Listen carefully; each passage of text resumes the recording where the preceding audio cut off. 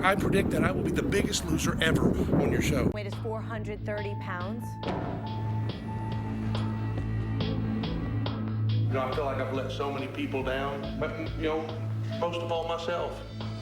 When I was 17 years old, I was a rock star. I was looking good and feeling good. I feel like somebody's stolen my dream. This thing has stolen my life, but I want my life back. Go! I'm never gonna let you rest because I don't know how long you're gonna be here. You're gonna be here 2 weeks, you're gonna be here all the way through. I'm gonna make it where it feels like you're gonna be gone tomorrow. Now get up. Let's go. Look at that word believe, okay? Right there. Do it! Go! Press! One more. Let's go. Pop it. What? Danny C is a machine. Oh my God!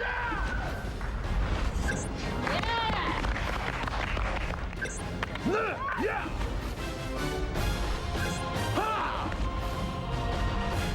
All right. Oh, yeah! Congratulations, Danny. You have now set a record in the Biggest Loser house. You have lost in the double digits 7 weeks in a row. I did it, Rudy. When I first came here, I didn't see myself as the biggest loser. 5. Now I see it more than ever. Come a long way. This is an incredible feeling because I've turned the corner. I'm not afraid to believe that I can do what I need to do for me and my family. I'm figuring out the Biggest Loser isn't just about losing the weight. The Biggest Loser is about healing what's wrong. Here is Danny.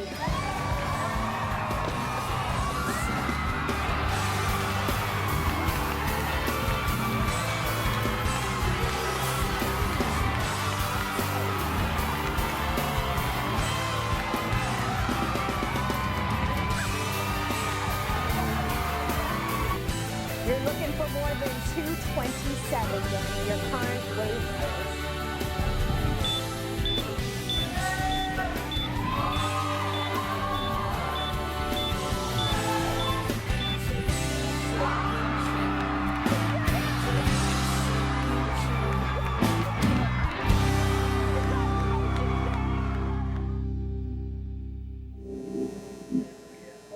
Welcome the biggest winner, the biggest loser,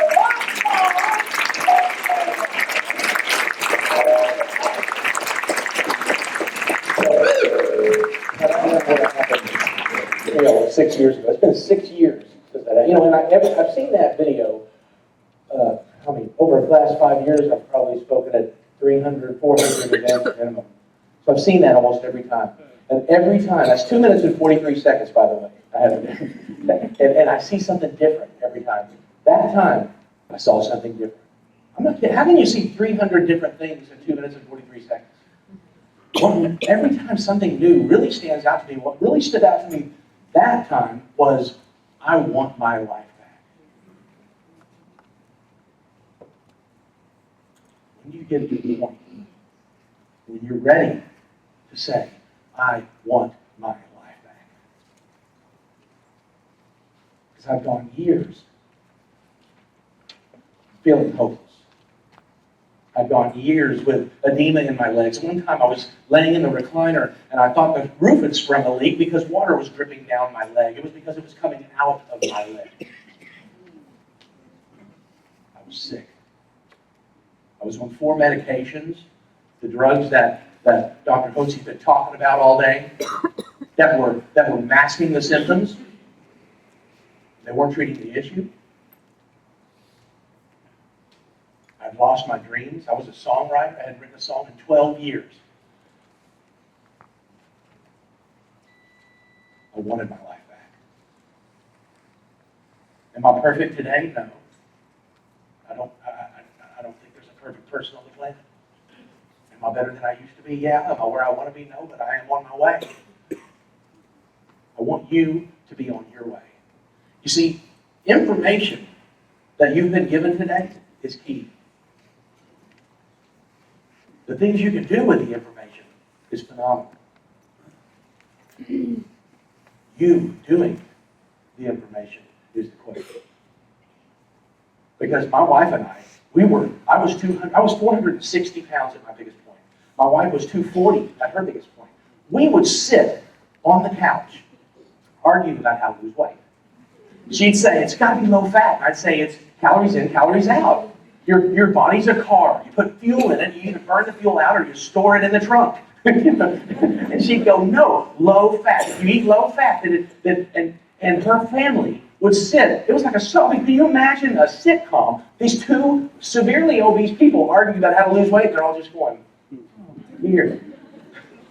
It wasn't that we didn't know how. I mean, there's a million ways to lose weight. Will you do it? Now, some ways aren't so good. Now, the Biggest Loser that you watched me go through right there, that was 6 months, 3 weeks, and 5 days. 210 days, I lost 239 pounds. I lost over a pound every day running myself into the ground. I was eating the right foods, though. A lot of our diet sounds a lot alike. You know, the first week I went there, I lost 24 pounds in 1 week. It was an 11-day week. Now, TV weeks are a little different. There was 1 week that was only like 4 days, and that was, you know. So when you see the Biggest Losers lose, like, only lost a pound, they're either cheating, drinking water on purpose to lose the weight in because there's strategy involved, or it was a long week. But the first week, everybody hits those big numbers, and then the world goes, why are they hit? How can they lose 25 pounds in a week? 30 pounds, 20. The women are losing 14 and 16 and 18 because we detoxify. Because we got on a super clean diet. All that junk we've been eating before is gone. All that water that was in my legs, not all of it, but a lot of it was released and dispersed and gone. I was so toxic walking onto that ranch, it wasn't funny. Now, there were a lot of things about being 430 pounds that you could say was funny. Chairs and I had a love-hate relationship. When I walked in, if a chair's legs could work, they would run them like one time I was sitting. I'm a land surveyor, licensed surveyor by trade, and I haven't done that in a few years. But I was doing I-44 through Tulsa, and they were doing right-of-way acquisition. I called a guy in to show him what he was going to do, one of the crews, and I was pointing it out on the AutoCAD screen, and then my chair, the back broke off my chair. Now you got to picture this: my back's on the floor, my butt's in the chair.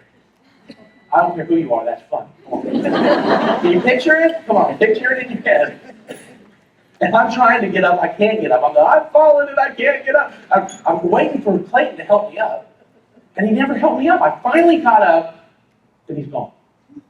And I went, heck? So I went trying to find him. He was loading his truck as quick as he could to get out of there. And I said, Clayton, why didn't you help me up? And he said, I was about to bust out laughing, so I just ran away. I said, next time laugh, but help me up. We all need help every now and then. But truly, there's nothing really funny about being 430 pounds. At least there wasn't on my end. Now, I could make you laugh about it. Because I was a good actor. And how did I not acknowledge where I was? By using my chicken exit. You call it a chicken exit. You know what a chicken exit is? You go to the roller coaster, you can stand in line for an hour. You get up there and you see that thing and you go, oh, there's a little exit over to the side. So the chickens can get out and go, no. Well, humor was my chicken exit. Instead of dealing with the issues that I needed to deal with, doing the things I needed to do, I'd crack a joke.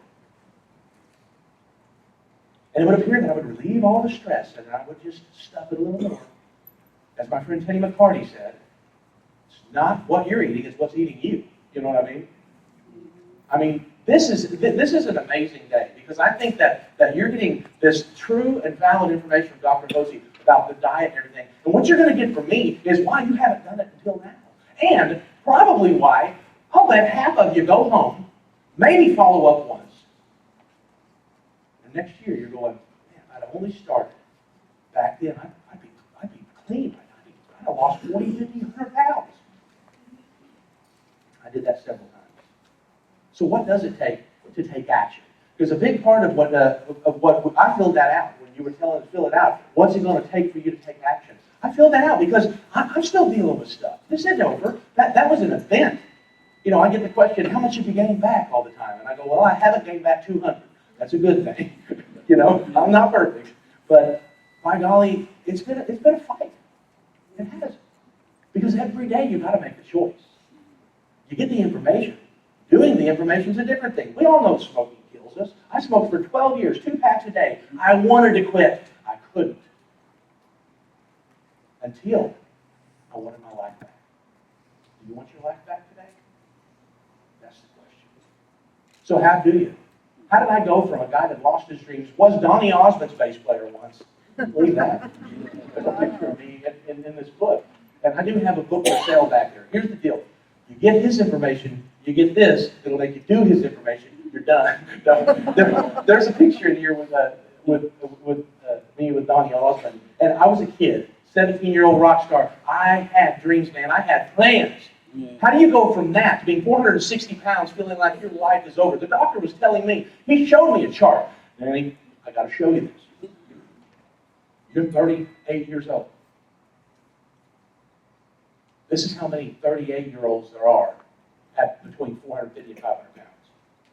This is how many 48-year-olds there are. This is how many 58-year-olds there are.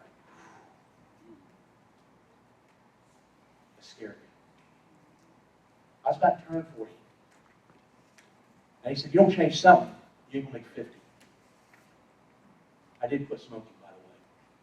That's the decision I made.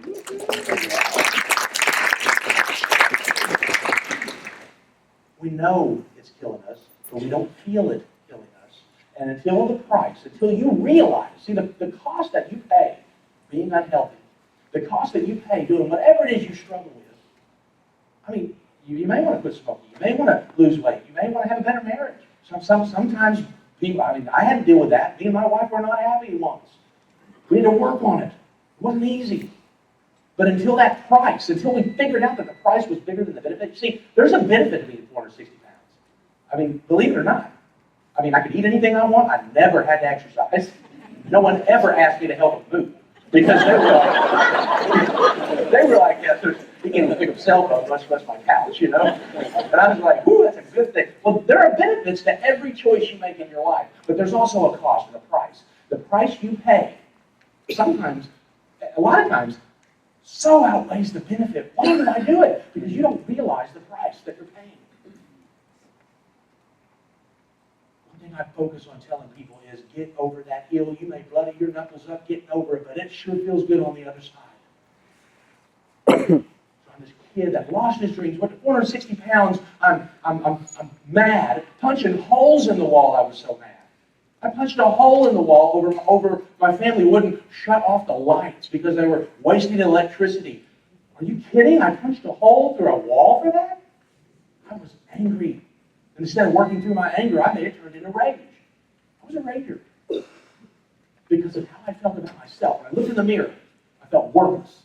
I feel like I've let so many people down, most of all myself. That's what I said the first day up there on the scale. Starting weight's 430 pounds. How do you feel? I told them how I felt. I let my wife down. I let my kids down. I let myself down. I let my parents down. I let my friends down. In so many ways.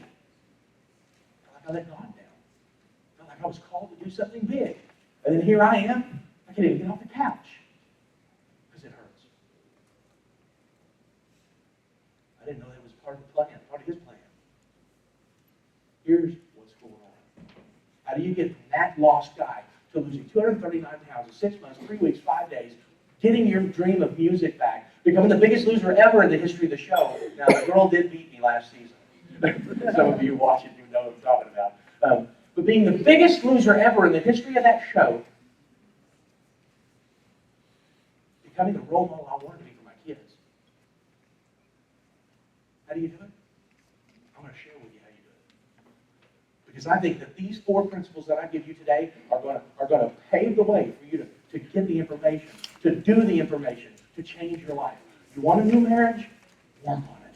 This is how you're going to do it. You want to quit smoking? Work on it. This is how you do it. You You want to climb Mount Everest? Work on it. This is how you do it. I went from 430 pounds one day. 5 months later, I ran my first marathon. I couldn't even run a mile the first week. It took me like 17 minutes or 18 minutes to get a 1 mile, okay? That day, first challenge. 5 months later, I ran 26.2 miles. 6 months after that, I was in Boston, Massachusetts, starting the Boston Marathon. I will not be running a third. So by golly, I did. I did. Whatever you want to do. You know, The Biggest Loser, if you don't know much about The Biggest Loser, every week you weigh in, okay? So it's all about the number on the scale. And the object of The Biggest Loser is to get light. It's not to get healthy. A lot of people mistake that. It's to get light. You have to lose the most percentage of weight loss to win $250,000, and it is a competition. And we are not there. I was there to save my life. Somewhere along the process, I was there to win $250,000. I mean, come on, hang that carrot out there. So, y'all weigh in, and you get your percentage of weight loss for the week. The lowest two would fall below the yellow line, and the others would vote for them, whether to stay there or go home. Now, we wanted to stay there. When I left the Tulsa airport, I promised my wife, I will not play games, and I will stay there till this is over. That's like, Mickey Mantle one time promised this kid in the hospital he'd get 2 home runs or 3. I can't remember which one it was. It was something crazy. And they were like, you just promised that to this poor kid that's sick? He's going to listen to the game. And he did it. You got to step out of the boat sometime. And if you fail, you might as well fail trying as hard as you can. Because if you try as hard as you can, you don't fail. The only time you fail is when you quit and give up. How would you like it at your job if you held a Biggest Loser competition and you had to weigh in, and the lowest two fell below the yellow line, and all the other employees could vote on who got fired? And who got That's what it was.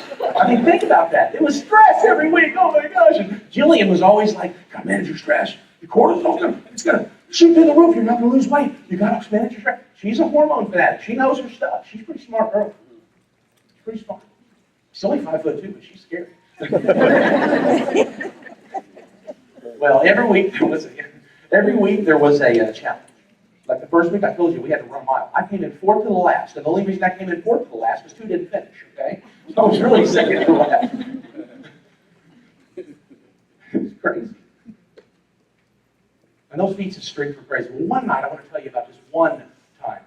This was a special time. It was the beginning of week 5, I believe, or week 6. And we were split up into 2 teams, black team and the blue team. And we went down to the beach in Malibu at like 11 at night. I mean, when you get a call sheet from Biggest Loser and they go, you need to pack 2 pairs of shoes, a coat, 1 pair of shoes you may want to throw away after this is over. You're going, what are they going to do to us? You know, we never knew. It was like, you never knew what's going to happen. We walked down to the beach and there's these 4 piles of sand over here, 4 piles of sand over here. And I would say piles as big as a steak with a shovel sticking out the top. And I went, yes. And the guy next to me goes, what are you talking about? You know what we're going to have to do? I go, we're going to have to dig. And he goes, why are you happy? And I'm thinking, because I can dig. I can't run.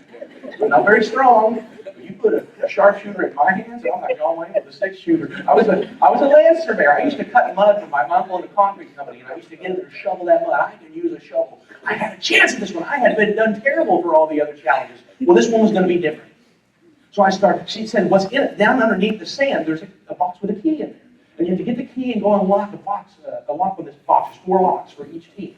And the team that gets it off first gets what's in the box. Have you seen Biggest Loser? They give away cars, $10,000, new kitchens, a whole workout gym in your home. That's what I wanted immunity. They give away immunity. She wouldn't tell us what it was, and I'd never seen them do that before. She said, well, what's in that box will determine who stays here and who goes home. And all I wanted to do was stay there. I didn't want to go home. I promised my wife. So she said go, and I started digging and digging and digging. Man, I was digging like crazy. And then all of a sudden I hear out of her mouth, I hadn't hit anything. Have you ever dug a hole in the sand? You dig a shovelful out, what happens? Okay. I was getting irritated. Because I was digging. I heard her say, you've been at this for 25 minutes, and my hole was like that deep. It was crazy. My back hurt. I mean, I was like 380 pounds at that point. So my back hurt. I want to quit? Yeah, I want to quit. Did I quit? No. No. I kept digging because I wondered what was in that box. And finally, boom, I hit my treasure chest, and I grabbed it, pulled it out, and there was a key inside. I ran over to the side and unlocked my lock, went back to see which one of my teammates could dig the best so I could help, and they couldn't dig worth a darn. Okay? One of them was laying in the sand doing snow angels, trying to get the sand out that way. I'm like, what are you doing? Oh my goodness. Use the shovel, this is faster. No, it's not. But I heard Allison say Danny was the first person. I won something. I achieved something. I wasn't going to the last this time. Give me a little hope. Now, long story short, we lost the challenge. And what was in that? This is the first thing that happens when you go to Biggest Loser. They make you hand you their phone. Your phone. You don't get phone, you don't get internet, you don't get TV. All those distractions. Trust me, Facebook and Candy Crush are a distraction. You have to ask yourself, do I want this more than what I really want? Do I want to give up what I really want for what I want right now? They took away all that. I hadn't talked to my family in weeks and weeks and weeks. I didn't know if my wife, my kids were okay. All I wanted to do, and in that box was plane tickets home to see your family. I was so mad. I went over to the hole. I looked down the hole, and I go, and I said, that's not my life. It was like an epiphany of a moment.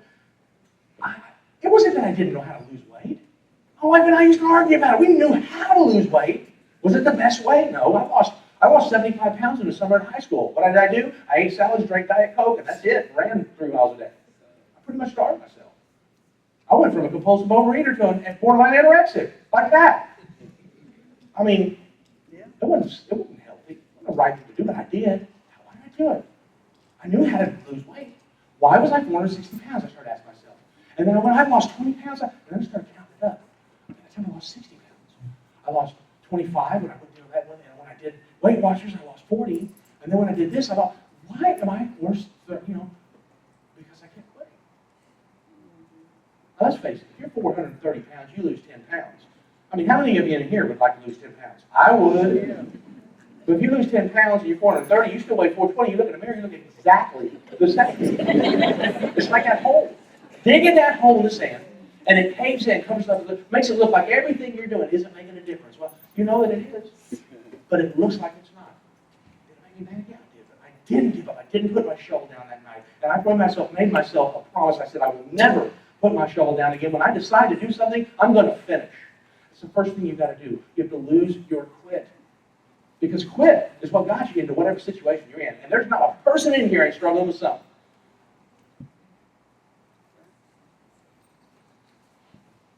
You got to lose your quit. Second thing I had to lose was my regrets. Now, regrets, they'll hold you back. One time, I'm an addicted gambler, okay? I'm a pretty extreme dude. I've won $148,211 on $4 before. But I was like, wow. That's what I thought. I was like, I can do that again. I gambled my family into $40-something thousand in a credit card debt. Owed my parents $17,000. All this, like $62,000 or $67,000 of unsecured debt. I had gambled. My wife didn't even know. In fact, another book that I wrote called Losing Big, Stormy O'Mardian wrote the foreword for that. Some of you may know who she is. She wrote Power of a Praying Wife, and she sold 18 million books. I'm not speaking like this. She asked my wife, why didn't you leave him? And I went, whoa, don't ask for that in front of all these people. And Darcy got up and said, because love is a choice. I had to make a choice. And I knew that he would stand up someday. Today is the day you got to stand up. Not Monday. Don't start Monday. Start today. But here's what you can't do. You can't beat yourself up while you're in the situation you are, because the more you kick the dead horse, it just puts more bruises on it. It doesn't do any good. If you want to do some good, start learning from your mistakes. I told you as a gambler, there was a temptation. They had temptations on The Biggest Loser. They put cupcakes out and stuff. Whoever eats the most gets the power. And I promised my wife I wouldn't play a game. We all lined up. It was a big roulette wheel. They were chopping us into the black and blue team. And there were these trays. And so I'm like, no problem here, I ain't doing that. That looks like a roulette wheel. and then she said, here's what you get. If you want to play, you can. You don't have to. You spin the wheel, you get what's underneath there. It could be $1,000. Could be a piece of food you had to eat, Or it could be the golden ticket. You get to pick your trainer and pick your team. And I knew which trainer I wanted. I knew which one I didn't want. She's mean. Everybody asked me that. Jill, you really that crazy? She's intense. I was scared to death of her. Everybody was. I wanted Bob. He loved him. Now, I'm going to tell you, it doesn't look like, I mean, the way they make it look on TV ain't the way it is. She's more challenging, but he is more hurtful. He will kill you in the gym. It hurts. So, another thing happened. Fear-based decisions. How many of us do that? What if I miss out? I should do this because I'm going to miss out. You know, or I should. What if that happens? You know, get out of the boat. You'll never know if you can walk on water unless you try. Well, somebody went up and stepped forward. She's from Texas, from Allen over there, or Allen, Texas, I believe. Yeah, Tracy Euthridge.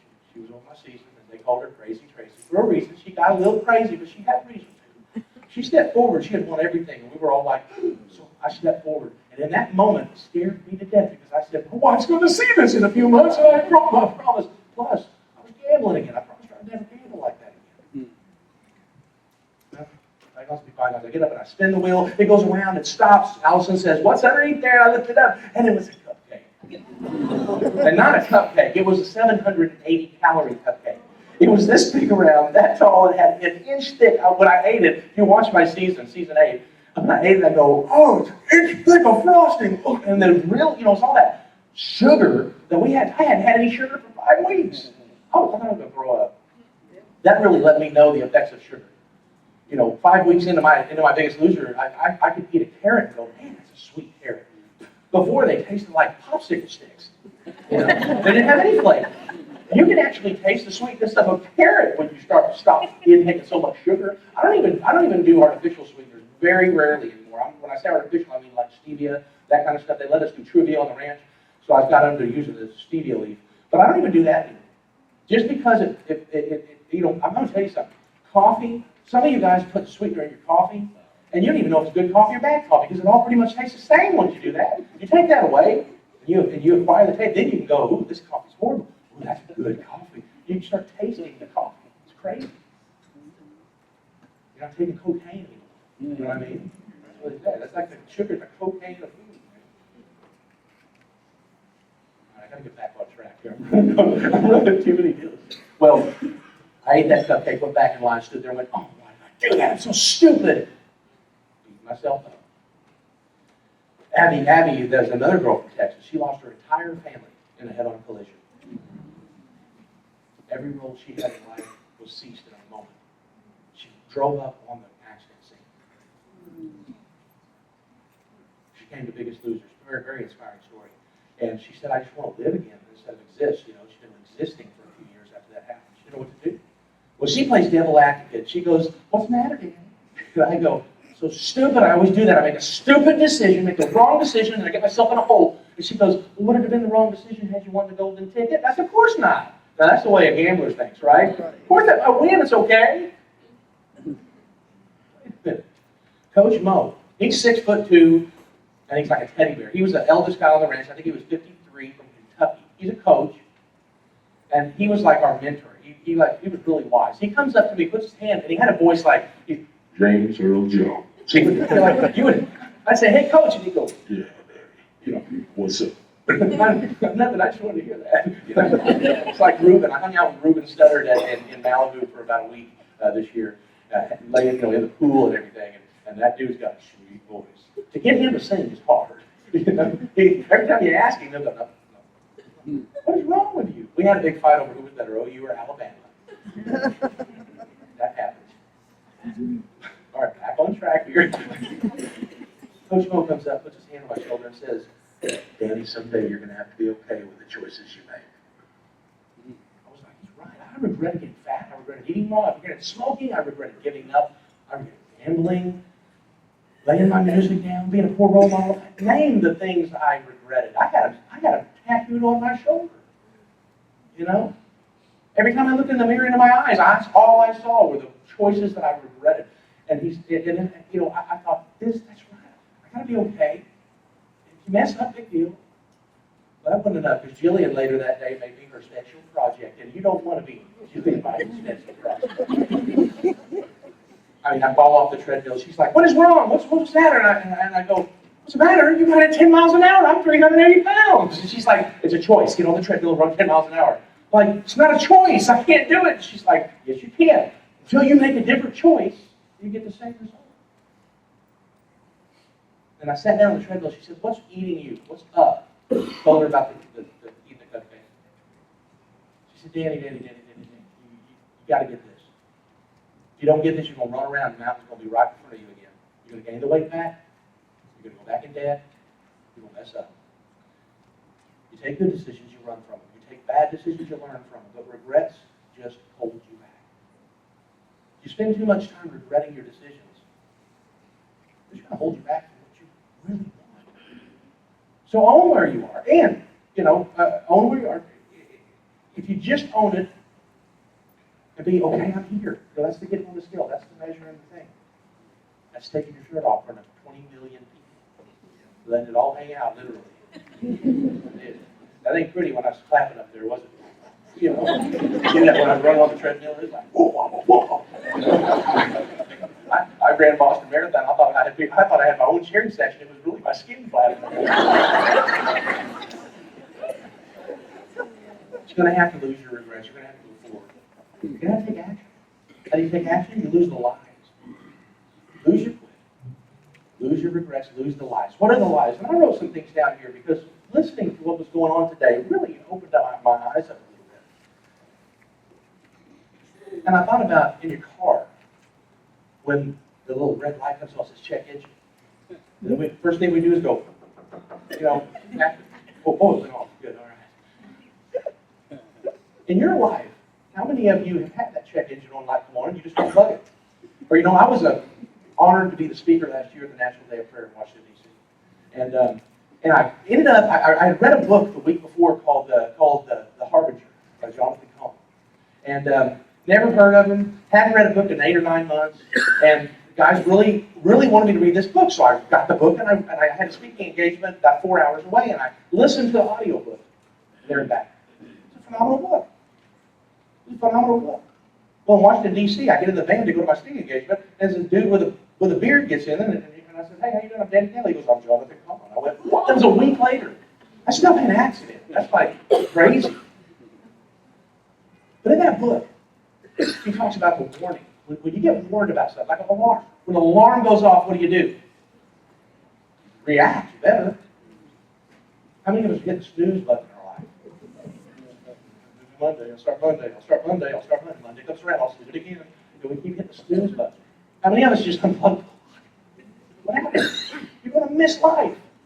You're going to miss what you really want. I think when the check engine light comes on, you should look at it. You should say, wait, what's going on here? What is the root cause of why I'm overweight? What's the root cause of why I'm unhappy? What's the root cause of what's going on? Because we can treat the symptom and hide it and mask it with all life medications. By the way, 21 days after I started Biggest Loser, I was off all medication. Your body wants to be well. It was made to be well. It's going to take a little help from you. Start putting in the right stuff and keep away the bad stuff. Your body will heal. Living testament to that. Am I perfect? No. I am I wouldn't say I'm a skinny guy anymore, but I am a smaller guy with a lot of stretch marks. Those are my battle scars. What other ways you lie to yourself? I'm really not that big. Liz, my partner that I got on the ranch, she goes to Chapel Hill, Tennessee. She goes into her husband one day, Jimmy, the dryer shrunk my shirt. The dryer shrunk my pants. There's something wrong with our dryer. And he's going, there's nothing wrong with our dryer. What's going on? Liz, lose my face. Because if you don't own where you are, you can't change. You got to know. You got to be all right. Own your choices. Last thing I want to talk about is what you got to find. You got to find your reason why. You don't need 1,000 reasons why. Here's the deal: 1,000 reasons why will just jumble up the page. You need one. You need one focused, strong. I wrote it down. When y'all were talking, I just got, what will it take to make you change? A focused, specific, big why. Because you're going to have a million reasons to quit. My reason why was my daughter, my wife, my son. I was sitting on the couch one day, and Mary Claire walked in. Daddy, I want to be just like you. And I'm like, of course you do. That's awesome. And she's like, you know, when I grow up, you're my hero. I want to be just like you, Daddy. And I was like, that's awesome. She said, I want to be just like yours. You want to slap in the face with the truth? That'll do it. Little 7-year-old girl. I got angry. Just like I did when I quit smoking. I'm shaking. Didn't have a lighter. I'm sitting at the red light. And I'm going, where's my lighter? Where's my lighter? I'm having a nicotine fit. I'm like, I have a lighter. And then it hit me. I am an addict. This thing, and I got so mad, I picked up the cigarette. There's not a pin here, but I picked up the cigarette and goes, you don't own me. You don't control me. And I look over and the guy next to me is going, I got angry. You know what else is that check engine light? Your feeling. When you feel angry, don't unplug the thing. Figure out why you're angry. If you feel joy, don't. That's just something's going on. Don't unplug the light. Figure out why you feel joyful. Because if you don't, it'll end up being hysterical. You'll end up being hysterical, like you were talking about earlier. Find the gift in what's going on. I got in the mirror and I said, what is wrong with you? No more Monday. You'll start today. Jillian told me, if you find your why, you can tolerate the how. Then I'm reading a book called, If You Find Your Why, You Can Tolerate the How. Listen, getting on a treadmill sucks unless you have a reason behind it. Detoxifying your body at first isn't going to be that fun until you feel the benefits of it. But you have to get over that mountain.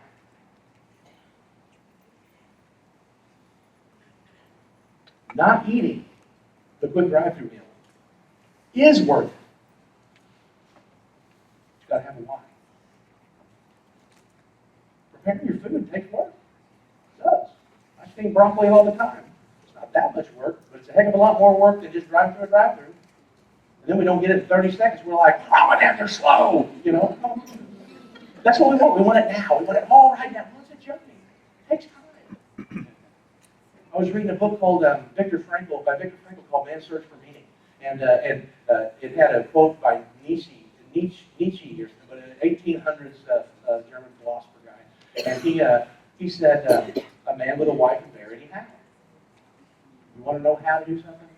You want to be able to do something? Just get that why. Figure it out. Find your why. Tolerate the how. Lose your quit. Lose your regrets. Lose the lies. Find your why. You ever seen 127 Hours? I don't want to ruin the movie for you guys. It's an older movie, so guy's hiking in Utah and he falls and this big boulder falls in his hand. And the canyon he's in is like this, and the boulder's in there stuck, and he's stuck. He's stuck for 127 hours with nothing but one little thing of water hanging there. And he's in a delirium, about to die. And he found his wife. He had a vision of him and his wife and his 2 kids. He wasn't married. He didn't have kids. And he said, if I don't get out of here, those 2 kids aren't going to be born. And he took a multi-tool, broke his arm, and cut his arm off. And he walked miles and got out alive. What will it take you to begin? What's it going to take you to act? What's it going to take you to follow a plan? What's it going to take you to want your life back today? Don't wait. I spent 10 years waiting. And there's a message in my mess, but man, it would have been a lot better if I had just got what I really wanted. Can't outrun a diet. That's it. Can't outrun a diet. I'm proof of that.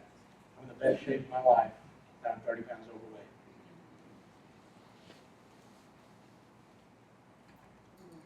So take the information you've gotten today, do something with it. Don't wait. Okay? Because you never know. Your dream of music or whatever it was might come back to life. On The Biggest Loser, I wrote a song called Second Chance. First song in 12 years. And my dreams reignited, and now I play music again all over the country, all over the world. 7 countries and 43 states, I think. So whatever you need to do, find your wife, get up, and get moving. I'll be in the back.